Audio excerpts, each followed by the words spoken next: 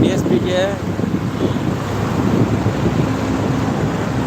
ఎవరో శ్రీధర్ రావు అన్న, జై పిఎస్కే అన్న. నేనైతే Pawan Kalyan die hard fan. నేను చెప్పాను కదా, చాలాసార్లు చెప్పాను.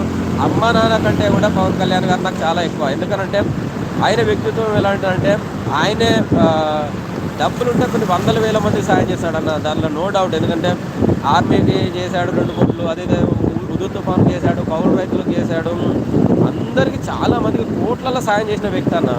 అంటే మనం కూడా ఇంతవరకు మా అమ్మ నాన్న కానీ, నేను కానీ, నువ్వు కానీ, నాకు తెలిసిన చాలామంది కూడా అన్ని కోట్ల రూపాయలు ఎవరం మనం దాన ధర్మాలు చేయం అన్న.